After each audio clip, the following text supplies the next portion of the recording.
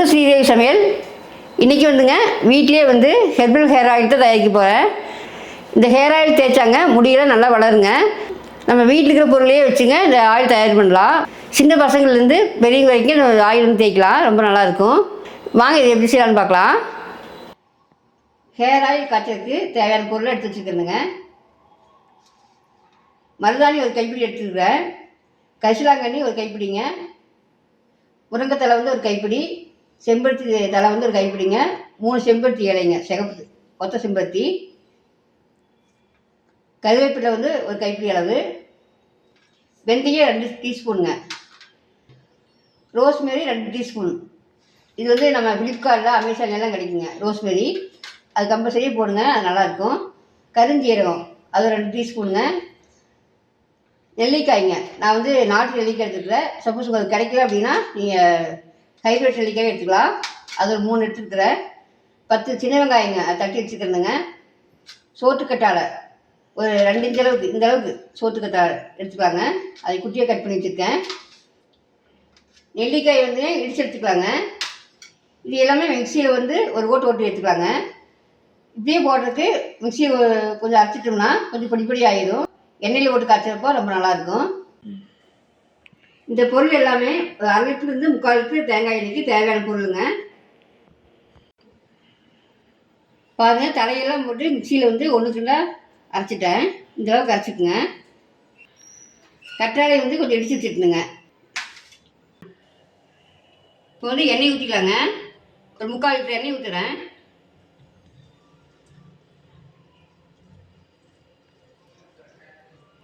முக்கால் லிட்டர் தேங்காய் எண்ணெய் ஊற்றிக்கிறேங்க. இது கூடவே வந்துங்க நல்லெண்ணெய் ஒரு 50 மில்லி ஊற்றிடலாங்க.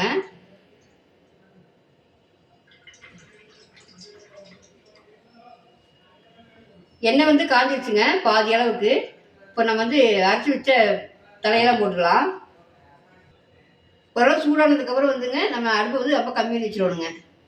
அப்படி போட்டுடலாங்க. ஃபஸ்ட்டு இலையெல்லாம் போட்டுடலாங்க. அதுக்கப்புறம் மற்ற பொருள்லாம் போட்டுடலாம்.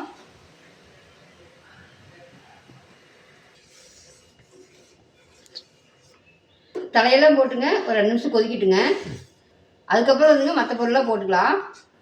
எண்ணெய் சூடானோடனேயுமே இந்த தலையெல்லாம் போட்டிங்கன்னா லைட்டாக பொங்கி வர மாதிரி இருக்கும். நீங்கள் அப்பயே வந்து கரண்டி வச்சு கலக்கிடணும்.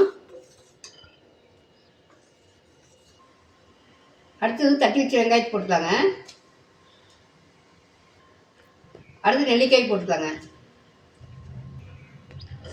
இது ஒரு 2 நிமிஷம் கொதிக்கிட்டுங்க. அதுக்கப்புறமெல்லாம் வெந்தயமெல்லாம் போட்டுக்கலாங்க.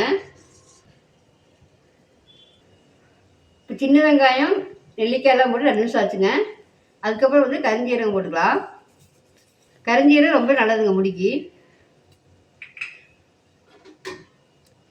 அடுத்து வெந்தயம் போட்டுக்கலாங்க.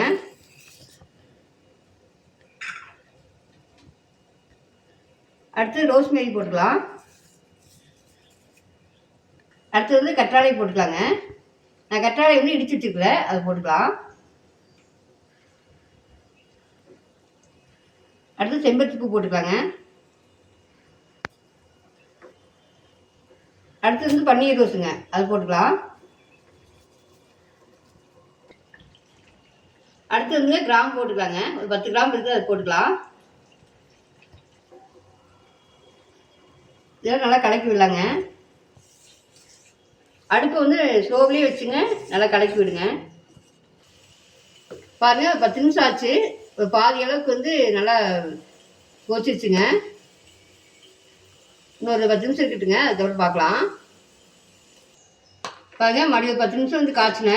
நல்லா காஞ்சிருச்சுங்க. இது போட்ட பொருளாக வந்து நல்லா மொறுமொறுன்னு ஆயிடுச்சுங்க. இந்த அளவுக்கு காய்ச்சணும். ஹேர் ஆயில் ரெடி ஆயிடுச்சு.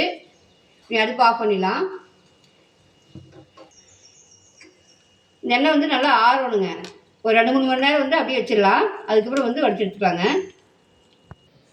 நம்ம காய்ச்சின எண்ணெய் வந்து நல்லா ஆறிடுச்சுங்க. நம்ம பொருளெல்லாம் போட்டோம் இல்லைங்களா, அதெல்லாம் கீழே போய் தங்கிடுச்சுங்க இந்த எண்ணெய் கீழே. இதை வந்து வடிச்சிடலாங்க. ஒரு பாத்திரத்தில் நல்லா வடிச்சு எடுத்துக்கலாம். இதுமாதிரி வடிகட்டி வச்சுங்க, அதை வடிச்சுக்குங்க.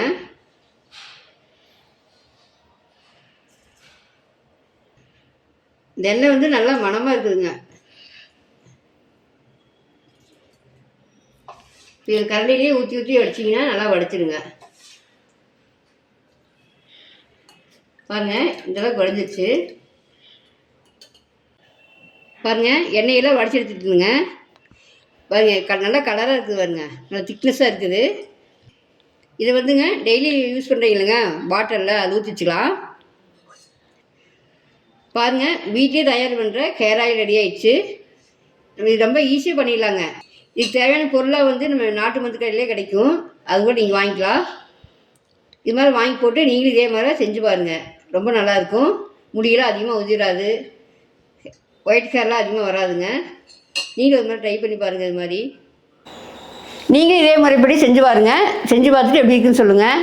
பிடிச்சிருந்தா ஃப்ரெண்ட்ஸ்க்கெலாம் ஷேர் பண்ணி விடுங்க. மீண்டும் ஒரு நல்ல வீடியோவில் சந்திக்கிறேங்க.